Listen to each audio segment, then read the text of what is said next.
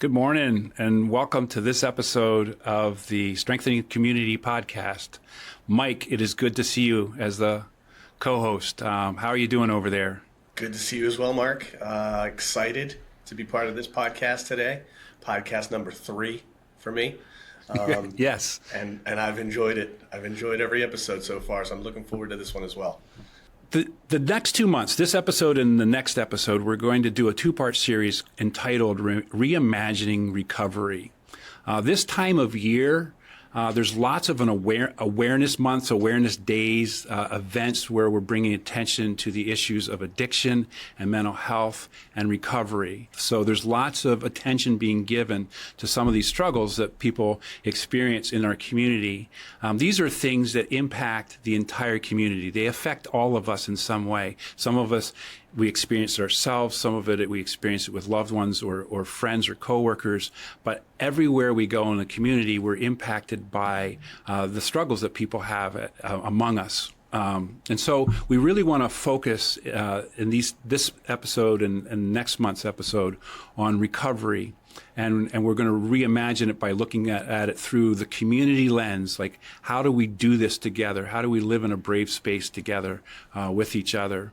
And so we're going to unpack that. This episode, we're going to talk about addiction and recovery. Next month, we're going to talk about mental health and recovery. There's a lot of overlap between those two things. Recovery is recovery, but we're going to focus in a little bit on some of the nuances of the differences between those two things in each month. We have a really good panel of guys here. These are guys that I've known for a while. And I have to say, before we even get started, this is probably the best collection of tattoos in a podcast that I've seen. I have some, but I'm inspired to up my game a little bit in that regard. So, do you guys just want to introduce yourself just real quickly? My name is Ivan Rosa. I work for Access Services. I double as a crisis worker and a lead overdose response worker.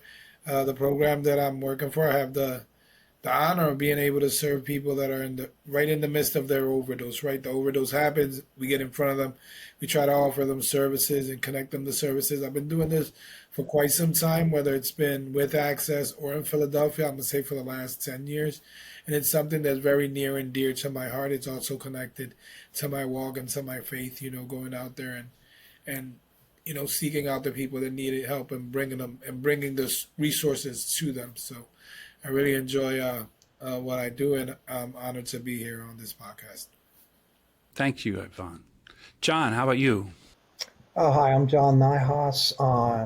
I'm retired for 2 years now. I've been a volunteer at Pottstown Beacon of Hope for the past 5 years, and I spent some time in Philly, about 8 years serving at a church for the homeless, and also spent many years in recovery. Nice. Thanks, John. Ryan. Hey, I'm Ryan Schweiger. I am a person in long-term recovery, and I work as the community outreach specialist for the organization St. Luke's Penn Foundation, a behavioral health organization. Serving mainly Bucks and Montgomery County, but we get individuals in our inpatient drug and alcohol rehab from all over the place. But yeah, I try to build relationships within the communities that we serve and find the needs. How can I help you, and how can you help me, right? Thanks, guys. One of the things that I think is really powerful about what you guys bring to this conversation is there's lived experience. You know what it's like to go through this thing and to be in recovery. From an individual point of view, you're also involved with other services or supports that people use and find in their recovery, and so you have that sense as well. And then all of you have sort of a bigger sense of your purpose in the community, and so all of those levels are really important to this conversation. But let's just start with maybe a question about addiction and how we perceive it in the community. Historically, I think people have looked at addiction as an individual thing. This is a problem that a person has. Sometimes it's been characterized as an illness. Sometimes it's been characterized as sort of a character issue or a moral flaw, or at least a series of very poor life decisions that needs to be corrected. Do you guys think that that's sort of a prevailing idea now, or is there, did the opioid crisis, the epidemic of that, change people's ideas about what addiction is about, or is that a prevalent part of the way the public itself sort of notices this issue?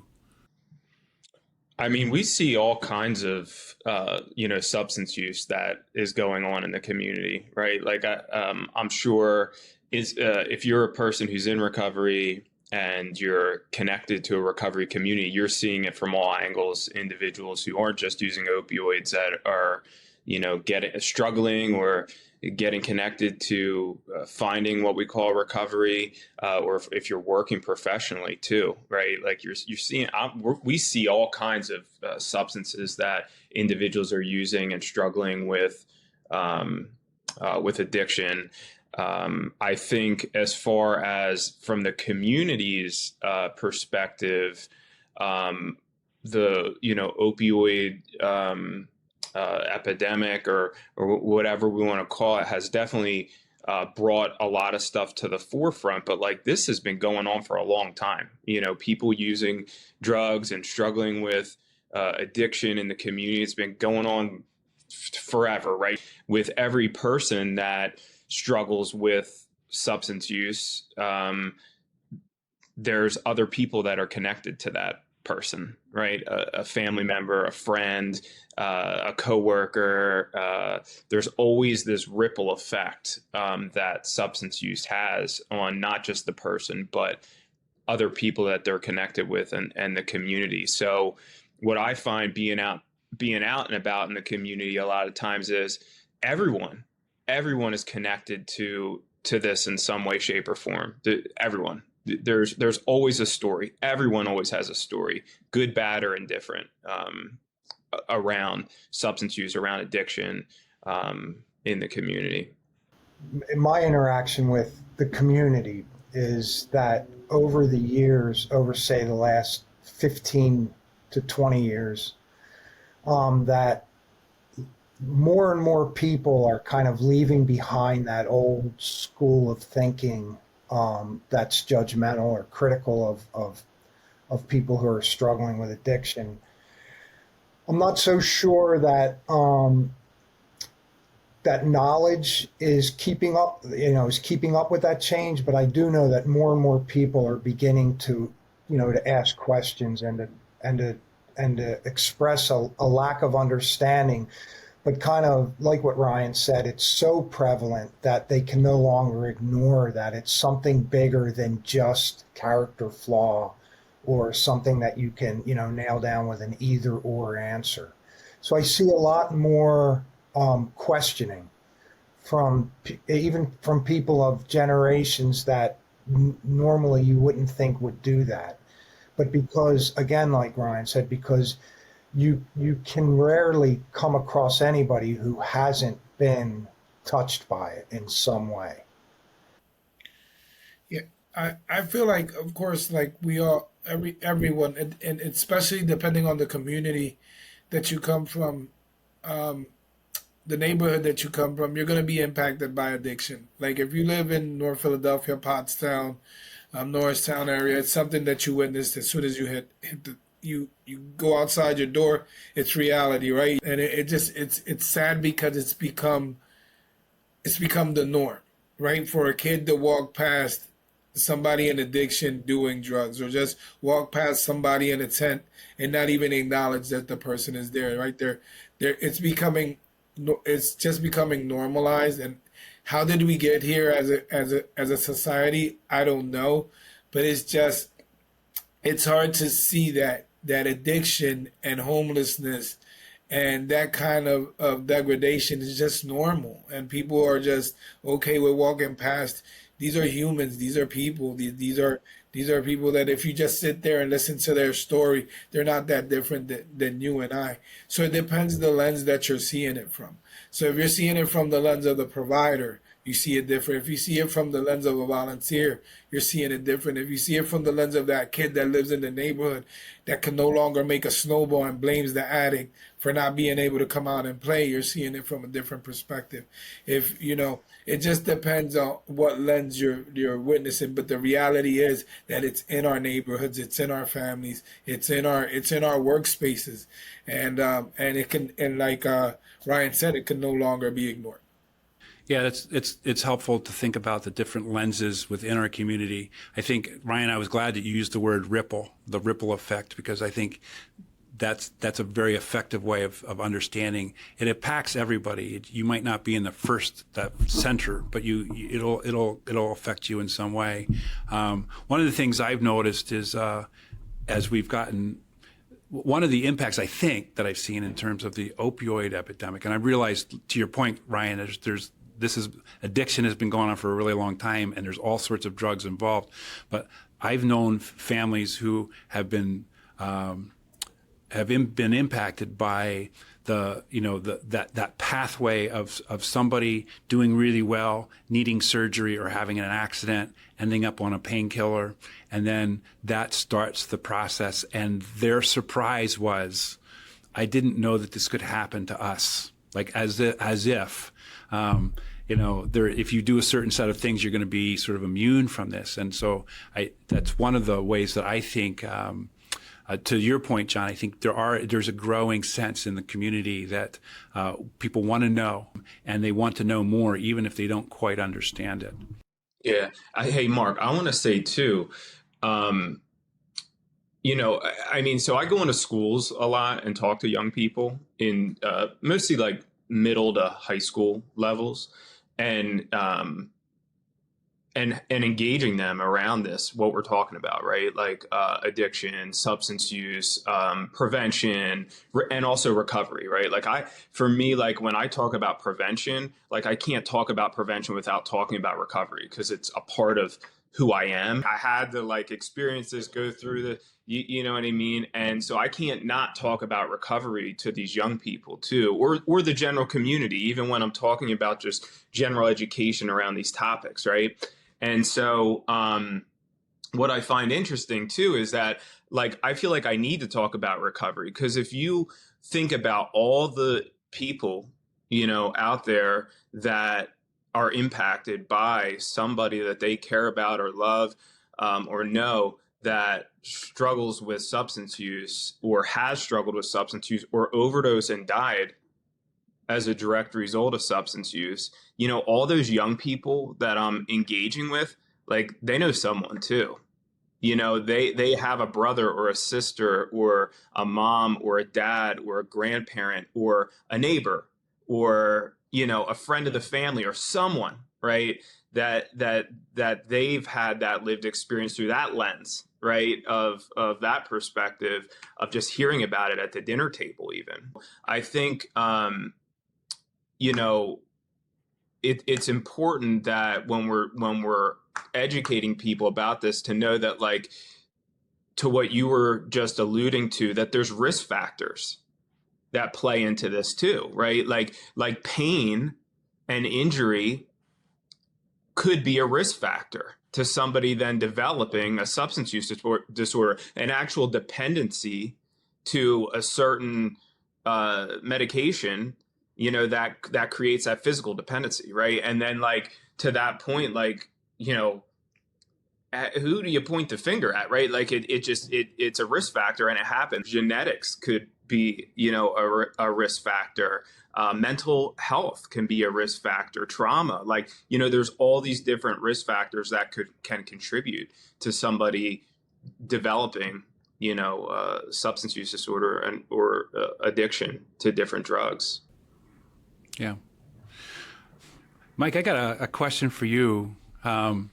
You oversee the Transition to Independence program, which is, maybe you can describe that real briefly in a sentence or two. But one of the things we've talked about is young people come into this program and they might not share right away that they're struggling with substance use or an addiction. And then a little bit later on, it comes up. Do you want to talk just a little bit about how maybe substance use is isolating or disconnecting, and what you've seen in terms of what happens when people can get honest and then you can reconnect them in some way? The TIP program is a young adult mental health program, serves individuals between 16 and 26 years old with a mental health diagnosis. And basically the concept of the program is to identify future goals, action steps to reach those goals, but really based on navigating decision making based on likely outcomes, also navigating risk and conflict, and normalizing that for people in that stage of life. So like you mentioned, Mark, kind of what we did see in the data as we're kind of collecting information from our youth was that initially at intake, a lot of people aren't disclosing that they're using substances. And then as we build trust, engage with them in a way that lets them know that this is a non-judgmental space, that we're here to freely talk about what some of your motivators are and whatever the circumstances you happen to be in life, decisions that you're making, this is a safe place to share that. Once we've reached that stage, 3 to 6 months in, now the data is showing that a lot more of our youth are connected to substance use. So when in fact it really just speaks to our level to engage people in a way that's meaningful to them. So I think the important part about that is what that demonstrates is, like you said, Mark, how isolating it can be for individuals who feel like they don't have a safe place to disclose what kind of struggles and challenges they might be encountering.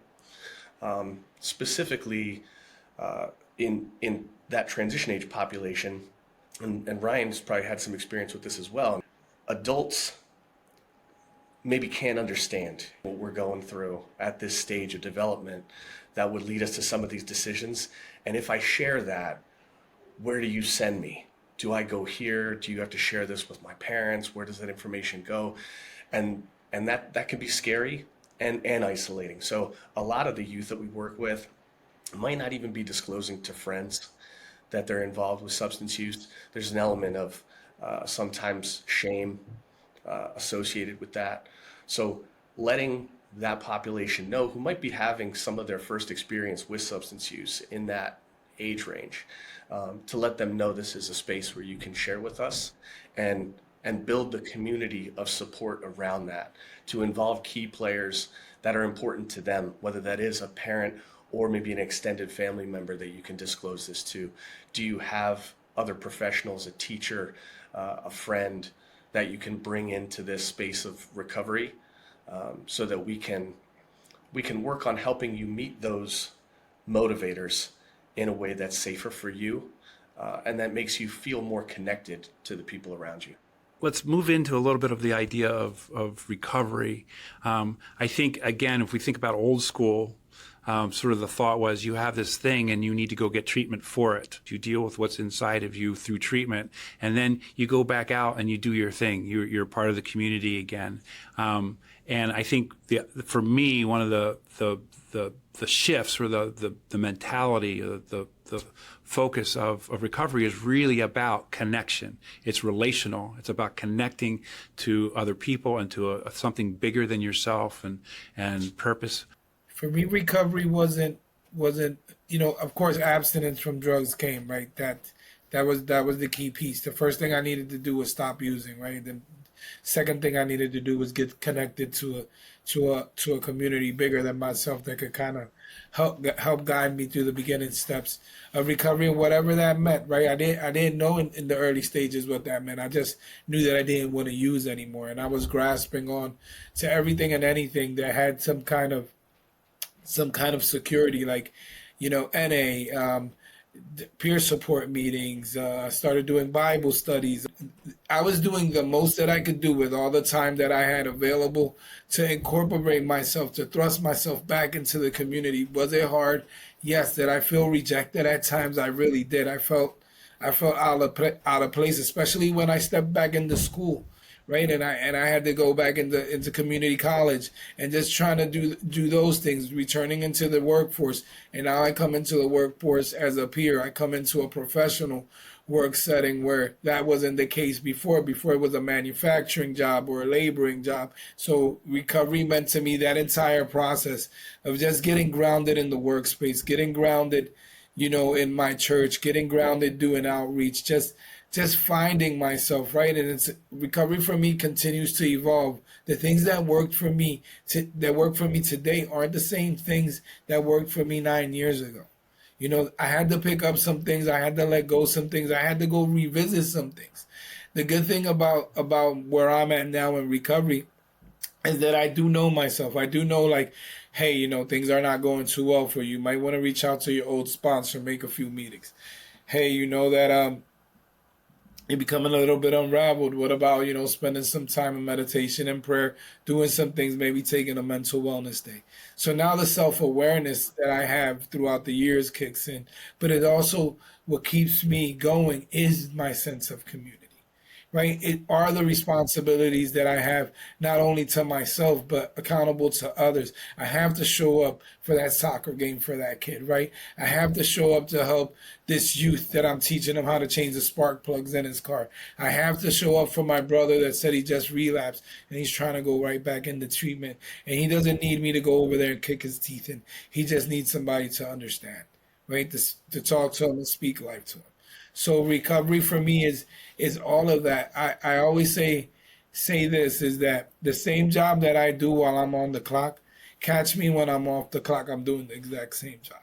And that's how I know that what I'm doing is not only recovery based, but it's creating community. It's creating a place for somebody to be able to gather the same resources and for me to be there for somebody in the same capacity that other people were there for me in my early stages of recovery. What you do for yourself has a reason, a purpose to it, because it helps you then show up for everybody else in your space. And I like what you said about your job and your passion are sort of really intermingled. What you do on the clock and what you just do in your life, or you just walking through life sort of the same way. And I think that's what we're sort of trying to get towards, is what does recovery look like in community? I think for, the first probably 6 to 8 months of my recovery was meetings and my sponsor. That's really all it was. My only interaction was with people from those meetings. And that's what I needed then. It was almost mandatory for me to be able to get straightened out. And after about 8 months is when we got connected with the church in Philadelphia where we served. And I think what I learned there was there was folks that I could help because of my experiences, but there was also a lot of people there, a lot more mature than me, a lot more experienced than me, who began to mentor me as well. And what I realized was this give and take of community is actually where I productively was able to live out my recovery and kind of live day to day in those principles. And I think the reason why is because when you give back and when you also allow yourself to receive from others, it makes life bigger than you. It's what helps keep your ego from getting back in charge. Because once my ego gets back in charge, it'll plant a seed of negativity that will grow and grow.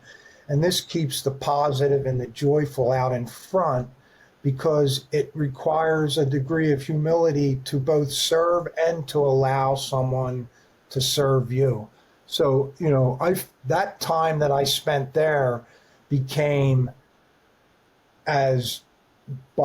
easily as important as any time I spent in meetings, in classes, in groups.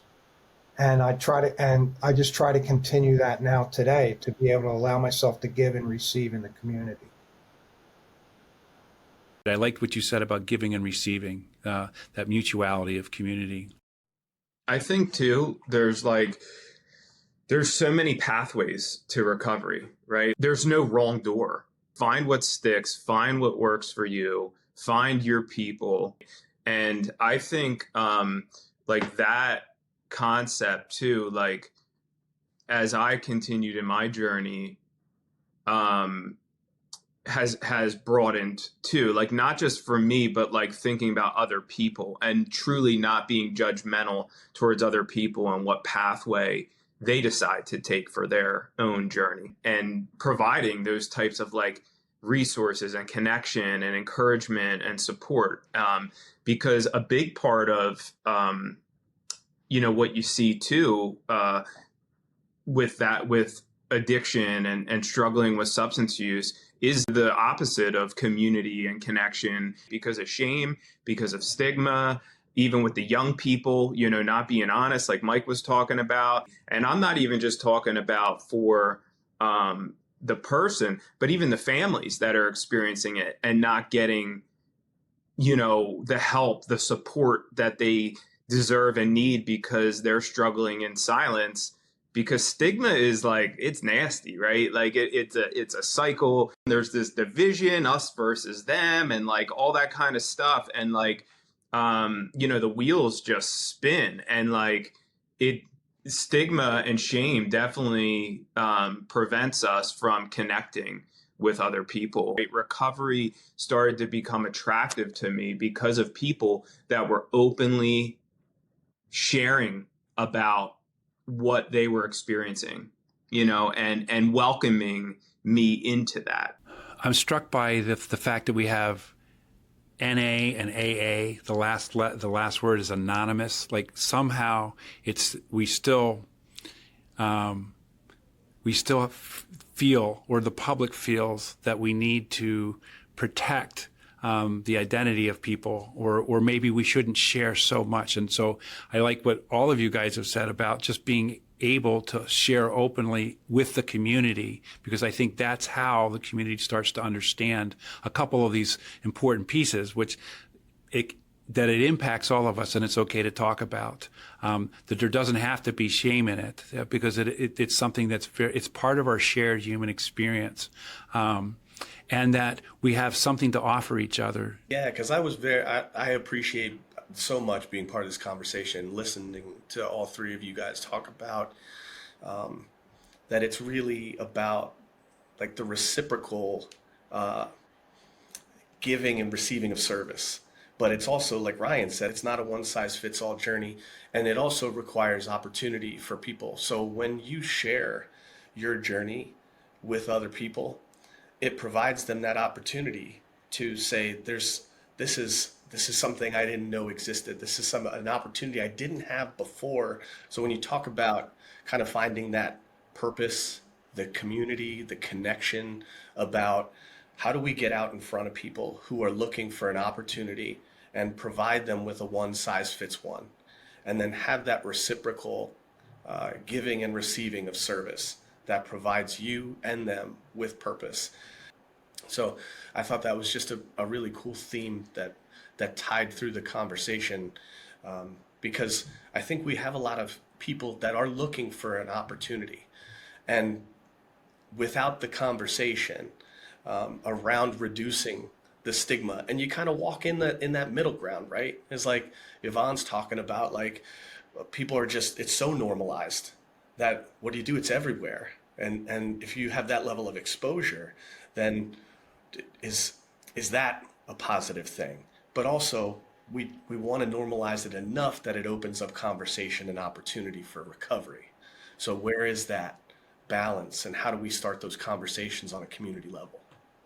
I think that that thread goes back to what Ryan had said earlier about, you talk about substance use or addiction, you talk about recovery, prevention and recovery all in the same. You can't separate those things out, and I think that's a good form of connecting all the dots for people. It feels to me like the next frontier for us is to say that the lived experience, whether it's in your own self or with somebody that you know and care about, somebody you love, that lived experience has something to offer the community at large beyond the issue of addiction. People have learned how to live with hard things. People have learned how to develop relationships and connections that create strength and resilience because of that experience, but that experience is important beyond just the issue. I want us to think about, how does the lived experience in recovery have something to offer to the community at large?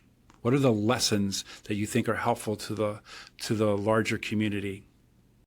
Well, I think there's principles, right? No matter what journey you're on, those principles are always a part of that person's redemption story. We need to look for those principles and pull those principles out, like hope and love and compassion. Those are the common threads that you'll find in somebody finding, their wellness. I became a certified peer specialist when I had 18 months in my own personal recovery journey, right? And from that point on, Mark, the blinders continued to just come further and further off, and the broader scope of this thing called recovery, I started to observe it and see it and experience it and honor it and respect it. You get what I mean? And if it weren't for that community too, the peer support community, it only made my recovery stronger. Yes. I think the principles are sort of, they're universal, and they're things that everyone can tap into. I love that you used the word redemption.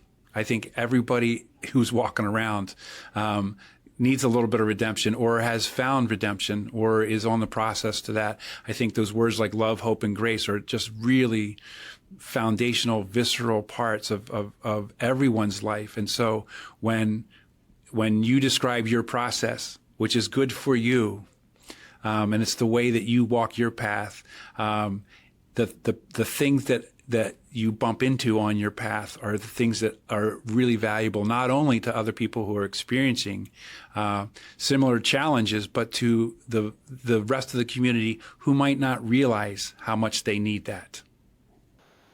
I was just going to say that I also, think I've had a lot of opportunities to, to help folks out with what I've learned from recovery who were not in recovery, and to be able to just kind of carry that into, it could be anything, people grieving loss.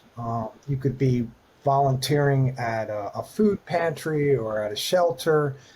And, when people share with you the struggles they're going through, I mean, there's basic principles of recovery that cover everything. And a lot of people don't know about that because they've not had addiction issues.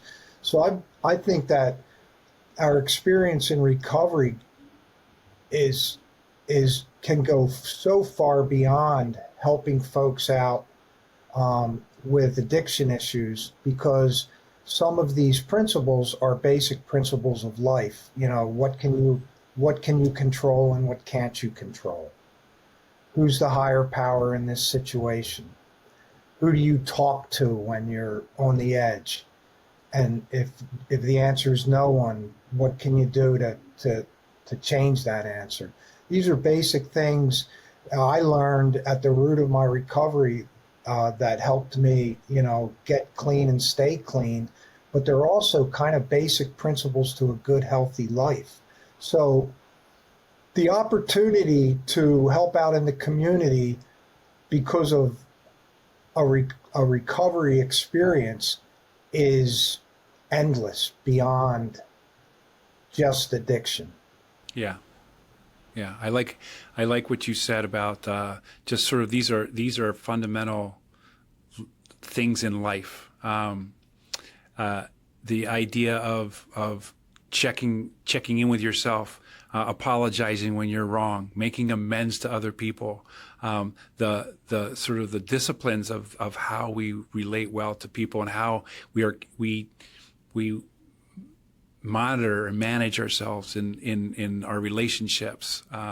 These are all sort of part of what I'm describing as the experience of recovery actually equips you to live life in a different way, and that equipping that's born of experience actually is an asset to the community. The community, people everywhere in life can learn from the things that people in recovery have learned about themselves and about how they want to manage their own life, walk through their life on their path. We're going to wind down our time together, but I want to ask sort of just one more question, which is what are just some things that the community at large, people in the community, can do to support folks in their recovery or be connected to recovery movements or recovery activities in their community? I would say, Mark, it all starts with conversation, right? If you're curious about something, if you need to know something, if you're not educated about something, just, information is key. Reach out to the people that have the information, right? Be open-minded when you see somebody struggling with addiction. That person just didn't arrive at that destination just like that. Something happened that person that you're seeing in front of you arrived to be that way. And care a little bit, care about your community, care about your neighbor. Say a kind word. Take initiative with seeking out resources, with knowing, hey, this is where I can get Narcan. Hey, this is where there's the nearest detox. This is the nearest warming center, because it's coming and it's in our community. And if we don't help our community and we don't stand in the gap for our community, who will? For that, I would just say to be bold in stepping in and asking questions and offering to help, and to be very humble in listening, and to be open-minded, and to really just go into any conversation you have with not any foregone conclusion of what's right and what's wrong, and to be open to listening and learn.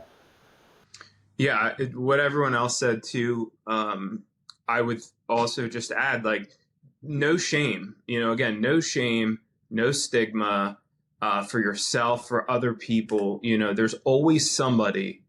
What I've learned through this experience, through this journey, personally and professionally, is that I'm not that unique.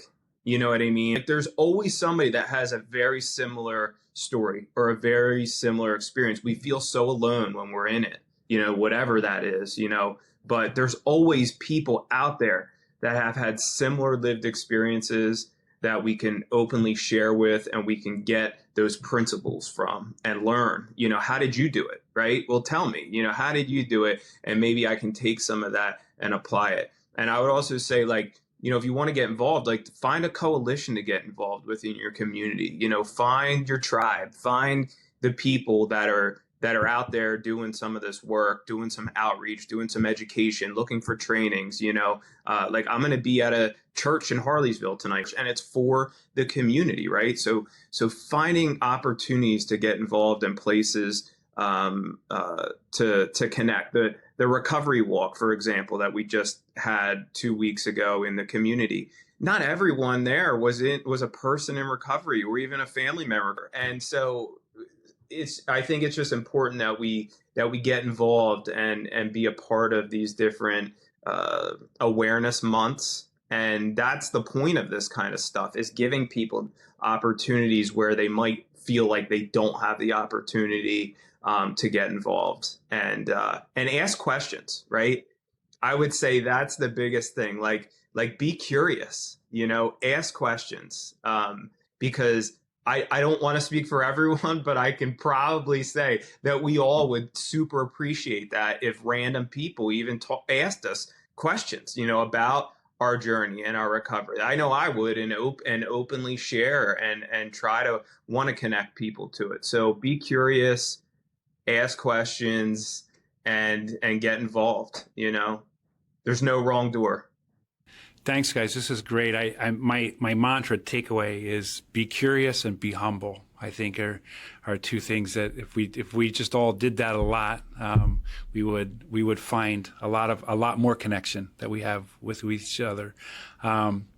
So thank you guys for this great conversation. I just had a great time listening to everybody talking about their own journey and also the advice for others in the community. I think it's so valuable. And this is a conversation like this, a podcast that you can listen to and or watch to get information if you're not ready to ask a question yet, if you're not ready to show up to a walk and introduce yourself to someone and be curious, if you just want to feel it out a little bit, this is a good place to do that.